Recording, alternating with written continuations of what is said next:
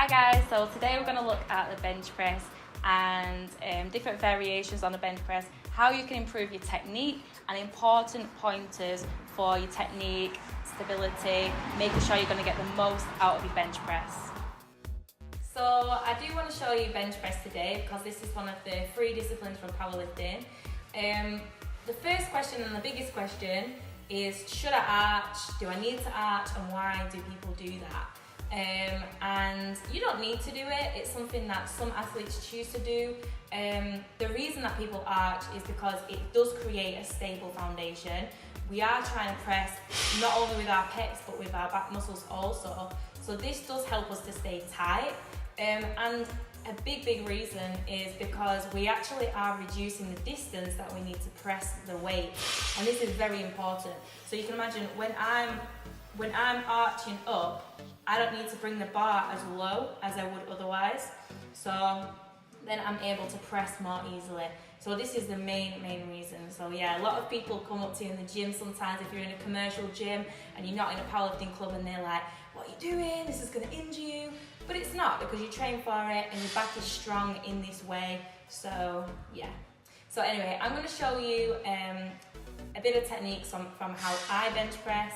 Yeah, let's do it. I just want to show you some pointers that the judges are going to be looking for, at least from your bench press.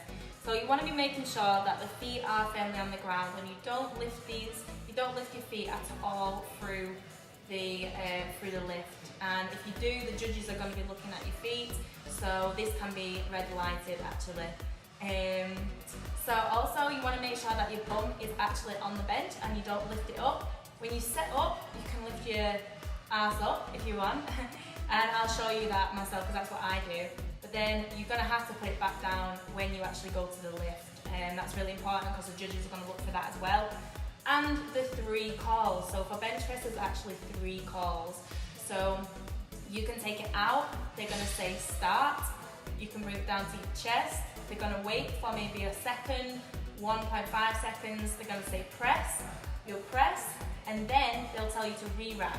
If you miss any of those calls, you're going to get red lights. So that's also really important. And then you want to make sure that you are taking the bar down to the highest point on your body, which is usually, for me, that's my sternum. You'll notice that when I take the bar down, it goes to my sternum and not to my boobs. So you want to make sure that your grip is the same on both sides. So if you look at the markings on the bar, that's going to help to guide you. And then make sure that your shoulder blades are retracted back and down. That's going to help you to engage your pecs and engage your back muscles also. So in powerlifting, it's important to include variations into your lifts, into the big 3 lifts. This is going to help you with your technique, it's going to improve your overall strength on the platform and your stability and things like that. So I'm going to show you Spotto press. So Spotto press, we're going to bring the bar down to about 2 inches off our chest, and then we're going to pause there for 2 counts and press back up. So this is going to work on the stability, and also it's quite a sticking point. It's a place where if you're going to fail the bench press, you're going to fail the lift.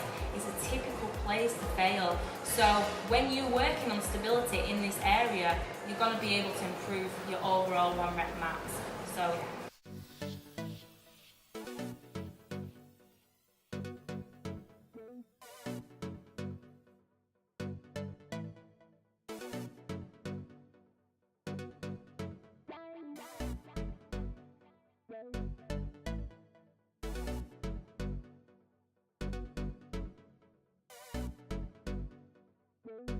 So another good thing with bench press is always to experiment with your variation. I will always say to people, and this is what I said in my powerlifting workshop, experimentation is the key.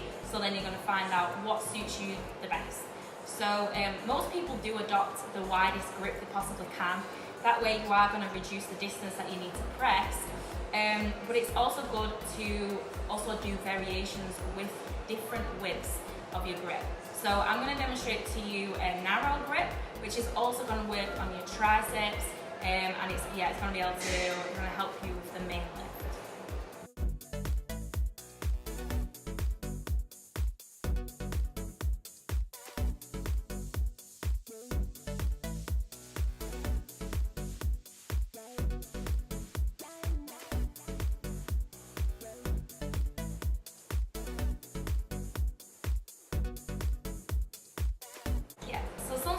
also want to touch on is also using blocks to help. So if you are in a powerlifting club, or if you can get someone else to help you, it's useful to have like 1 centimeter, 2 centimeter, 3 centimeter blocks to place on your chest, because that way you can, if someone holds a block on your chest, you can overload the weight, you can take more than you usually can, bring it to your chest, and then press from the block. And that way you are going to also work on your stability in that area, but you're going to be able to, importantly, overload the weights. So I'm not going to demonstrate that now because I've not got anyone here to help with the blocks and stuff, but that's something I'm going to include in another video specifically on this, and that also relates to equipped powerlifting. So yeah.